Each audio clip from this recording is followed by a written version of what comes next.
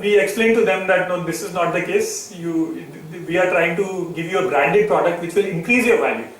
Right? Why do you go with a Nikon camera to shoot? Right? Why don't you go with a Chinese-made camera? Because you want to show your brand. You want to show a particular level. Same way, if you are going to sell a product that is branded, it will increase your value. So it took us almost 2 to 3 years to convey that concept to the photographers at a large scale. Today they are using our name to sell to the consumers. So that that change takes time sometimes, and that's true in every industry. In India, because it's a fragmented market, it's even more challenging. So again, after starting, there were these tough times that we went through, but the key there was that we were nimble. We quickly took feedback from the market, adapted our products to suit the market needs, and continue to deliver on the promise that we made, which is we'll deliver it to you in 24 to 48 hours.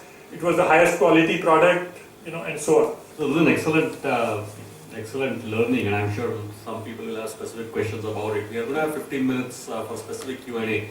I wanted to talk about your B2B and B2B2C business model as well at some point. Sure. But before that, I think one thing that most of us here, how many of you here are software techies?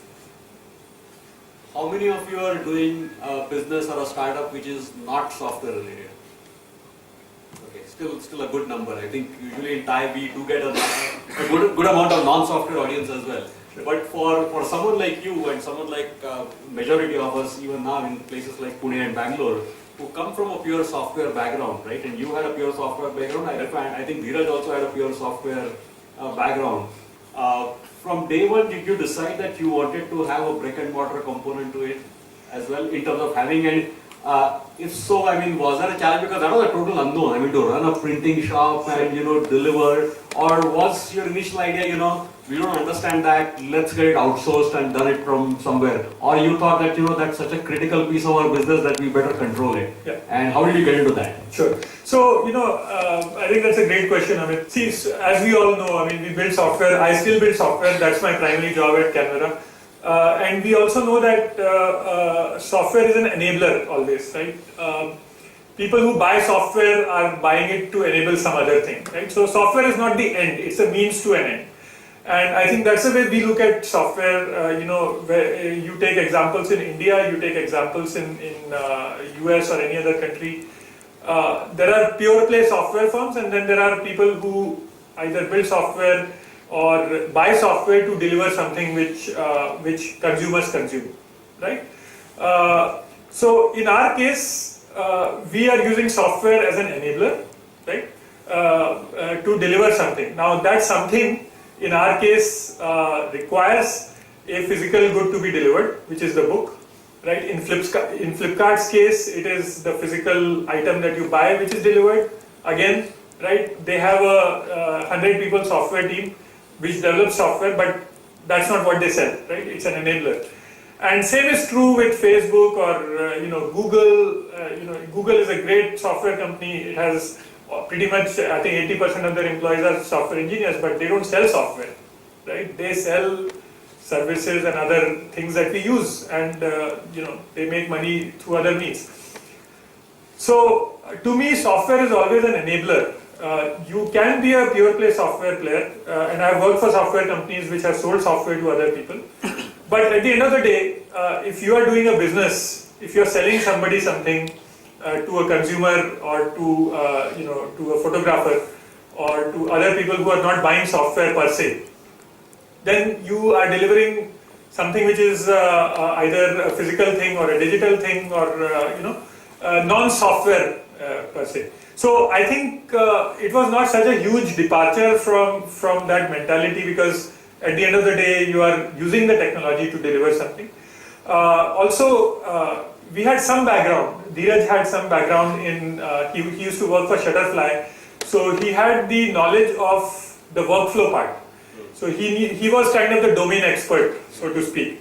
Now yes, he was also not a domain expert, and there were, along with us when we started, there were about 10 other services that started in India that were delivering online photo services.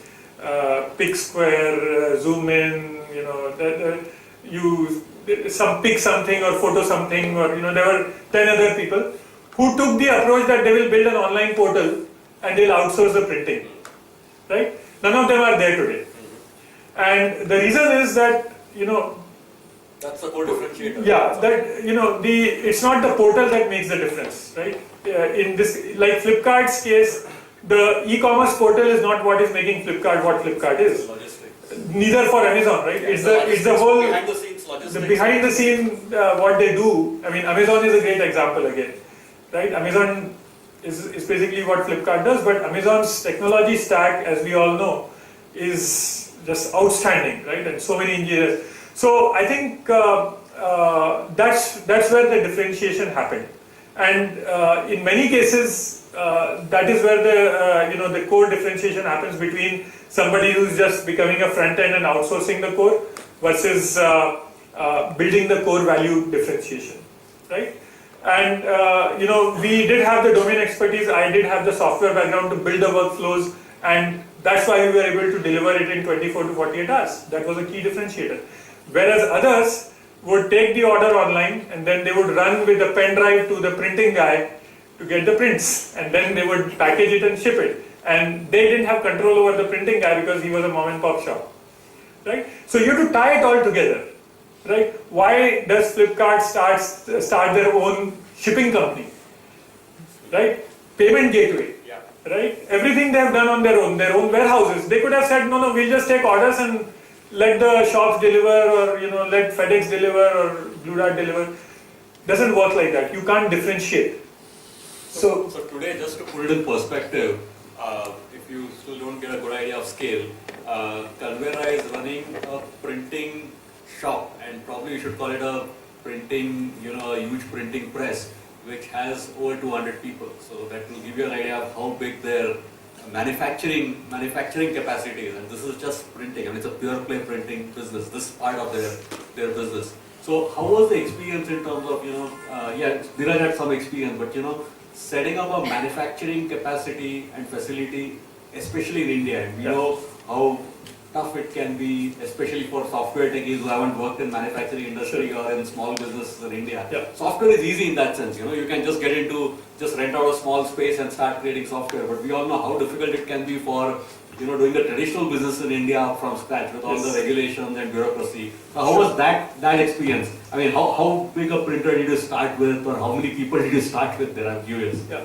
So that's a very, very good question again, Amit. See, in the US, you take several things for granted, right? And I'll give you examples of what challenges you need to overcome if you are doing a non-pure play software, physical business, right? So when we first bought the printer, it was an HP printer, probably half, from that wall to here. It is fairly large. Now we have 4 of those.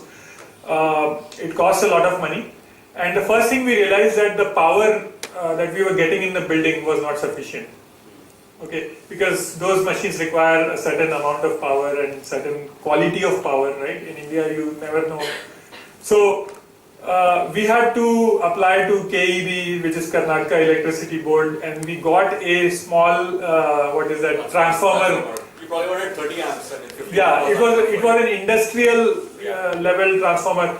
So the first consideration that you have to have is you need to be in a place where you get industrial level power, right? Then that is not sufficient because the power can go anytime.